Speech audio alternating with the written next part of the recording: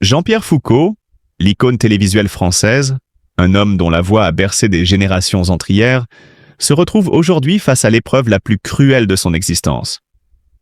Lui, qui a toujours su apporter de la joie au foyer français, qui a illuminé les plateaux de télévision de son sourire charismatique, est aujourd'hui submergé par une douleur que rien ne semble pouvoir apaiser.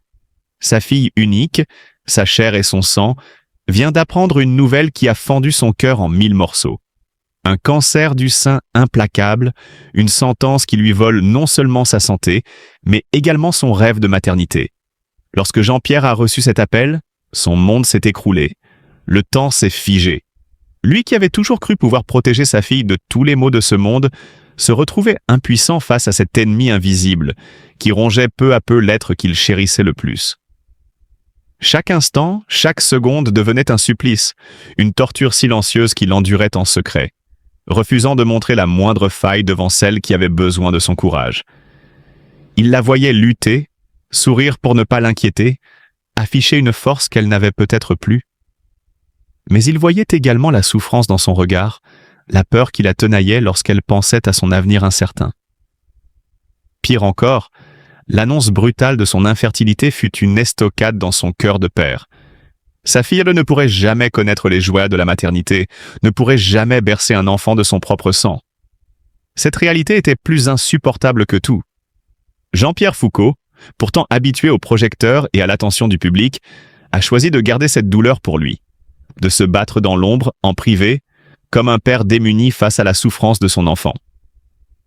Chaque soir, seul dans son salon plongé dans la pénombre, il revivait ces moments de bonheur où sa fille courait dans le jardin, insouciante et pleine de vie. Il se demandait pourquoi la vie pouvait être si cruelle, pourquoi elle s'acharnait sur ceux qui ne demandaient qu'à aimer et être aimés. Malgré la douleur, malgré les nuits sans sommeil, Jean-Pierre se tenait droit en véritable roc. Il refusait d'abandonner, refusait de sombrer dans le désespoir. Il savait que sa fille avait besoin de lui plus que jamais. Il décidait alors de mobiliser toute son énergie, toute sa force pour l'accompagner dans ce combat, pour lui prouver que l'amour d'un père peut déplacer des montagnes. Il se renseignait sur les meilleurs traitements, les dernières avancées scientifiques, cherchant sans relâche un espoir, une lueur au bout de ce tunnel obscur.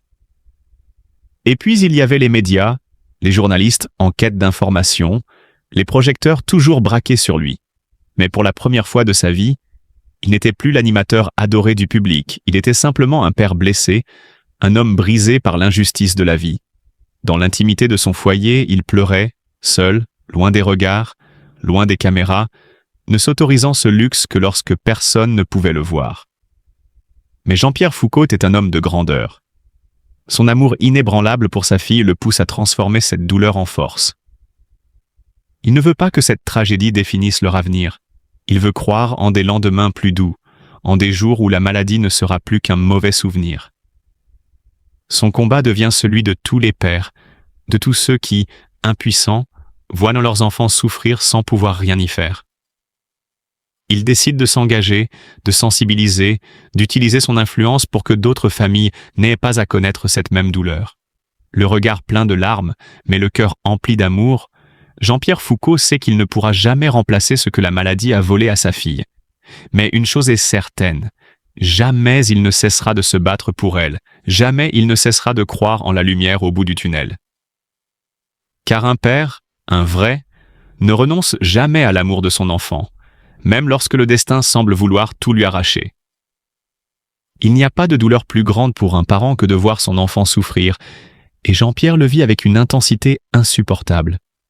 Lui qui, toute sa vie, a été un homme fort, un pilier pour sa famille, se sent aujourd'hui démuni, incapable d'apporter le réconfort dont sa fille a tant besoin. Il la voit lutter avec courage contre la maladie, subir des traitements lourds qui la laissent épuisée, affaiblie, et chaque instant passé à ses côtés est un combat contre les larmes qui menacent de couler. Le diagnostic a bouleversé l'équilibre familial, plongeant Jean-Pierre dans une mélancolie profonde. Il se sent coupable de ne pouvoir rien faire pour alléger la douleur de sa fille. Chaque nuit, il ressasse les souvenirs heureux de son enfance, se demandant pourquoi la vie est si cruelle. Il aurait tout donné pour qu'elle ait une vie paisible, remplie de joie et d'amour. Mais aujourd'hui, elle doit affronter une épreuve bien trop lourde pour ses épaules fragiles. Le plus douloureux pour lui, c'est de savoir que la maladie a brisé le rêve de sa fille de devenir mère. Elle, qui avait tant d'amour à offrir, qui parlait souvent du jour où elle tiendrait son enfant dans ses bras, doit maintenant faire face à une réalité impitoyable. Jean-Pierre ressent une immense tristesse en la voyant souffrir non seulement physiquement, mais aussi moralement. Il voit dans ses yeux la détresse, l'injustice, la peur de l'avenir. En silence, il prie pour qu'un miracle se produise. Il espère que la médecine, que les traitements, que le destin lui offriront une seconde chance. Mais chaque jour, il doit affronter cette impuissance qui l'écrase. Sa fille, c'est son trésor, et la voir ainsi détruite par la maladie est une torture qu'il ne peut décrire. Dans sa solitude, il se demande comment continuer à avancer, comment cacher ses larmes lorsqu'il est avec elle, comment lui donner la force dont elle a besoin alors qu'il se sent lui-même brisé.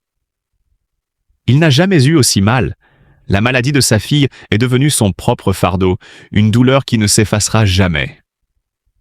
De son enfance modeste à son ascension fulgurante, sa vie est un récit captivant, un voyage empreint de détermination, de talent et d'une inébranlable soif d'excellence. Chaque étape de son parcours brille comme un chapitre d'un roman épique où le protagoniste surmonte obstacles et doutes pour s'ériger en figure incontournable de son domaine. Dès son plus jeune âge, Pierre Foucault se distingue par une curiosité insatiable et un esprit aiguisé. Grandissant dans une famille qui valorise le savoir et l'effort, il développe rapidement une passion pour son art, une passion qui deviendra son leitmotiv et la clé de son succès. Il n'a jamais hésité à se confronter aux défis les plus exigeants, repoussant sans cesse les limites du possible.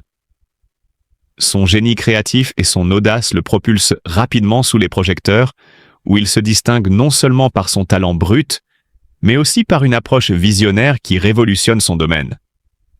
Ce qui frappe chez Pierre Foucault, c'est son engagement inébranlable envers la perfection. Il ne se contente pas d'exceller. Il cherche à redéfinir les standards, à transcender les attentes, à laisser une empreinte indélébile. Son travail ne se résume pas à une simple démonstration de savoir-faire. Il incarne une quête, un combat acharné pour l'authenticité et l'innovation. Il a su capter l'essence même de son époque tout en restant intemporel, un équilibre subtil qui est le privilège des plus grands. Mais derrière l'icône se cache aussi un être humain d'une profondeur remarquable. Sa sensibilité, sa capacité à toucher les âmes, à éveiller des émotions intenses chez ceux qui le découvrent, font de lui bien plus qu'un maître dans son domaine. Il est un créateur d'univers, un artisan de rêve. Chaque œuvre, chaque réalisation porte en elle une part de lui, une trace de son génie et de sa vision du monde. Il a su bâtir un héritage qui ne se limite pas à des succès éphémères, mais qui s'inscrit dans la durée, résonnant avec une force rare à travers les époques. Pierre Foucault, c'est l'incarnation du talent allié au travail, de la passion guidée par la rigueur, de l'excellence nourrie par une quête incessante de dépassement. Il est une source inépuisable d'inspiration pour tous ceux qui aspirent à marquer le monde de leur empreinte. Aujourd'hui, alors que son nom brille parmi les étoiles les plus éclatantes de son domaine, il demeure une référence absolue, un modèle d'exemplarité et de grandeur. Son parcours est bien plus qu'une success story. C'est une leçon de vie, un témoignage vibrant de la puissance du talent sublimé par le travail et la passion. Pierre Foucault n'est pas seulement un homme de son temps. Il est une légende intemporelle, une lumière qui continue d'éclairer la voie pour les générations à venir. Jean-Pierre Foucault traverse une période extrêmement douloureuse. Sa fille bien-aimée vient d'être diagnostiquée avec un cancer du sein, une maladie cruelle qui lui a non seulement volé sa santé, mais aussi son espoir de devenir mère. Pour un père aimant, voir son enfant souffrir est une épreuve insupportable. Chaque regard posé sur sa fille lui rappelle sa détresse, sa douleur et son impuissance face à cette injustice de la vie. Son cœur se brise en silence, submergé par une tristesse infinie. Aujourd'hui, plus que jamais, il a besoin de notre soutien, de notre compassion et de notre amour. Un mot de réconfort, une pensée bienveillante peuvent alléger, ne serait-ce qu'un instant, son fardeau. Soyons solidaires dans cette épreuve, montrons-lui qu'il n'est pas seul. Jean-Pierre Foucault a illuminé nos écrans par son charisme et sa gentillesse. À notre tour, offrons-lui du réconfort. Ensemble, envoyons-lui force et espoir pour affronter cette terrible épreuve. Sur la laïcité, la tolérance, la diversité, ça a été changé non pas pour être un symbole religieux, mais plutôt culturel. Ah oui, enfin, il n'y a pas de différent. Donc ce qui fait qu'on s'entend bien, il n'y a pas de... Surtout sur la religion, on est neutre. On est neutre. On va pas aller chercher l'autre élève, lui dire toi t'es de quelle religion, tout ça. Enfin, on vient à l'école mais pas pour parler de religion. Enfin, quand on se parle, quand on discute, quand on forme des groupes, tout ça, on est loin de se dire on va faire un groupe pour là les musulmans, là ceux qui sont d'autres religions. On va former des groupes sans se préoccuper de la religion de l'autre.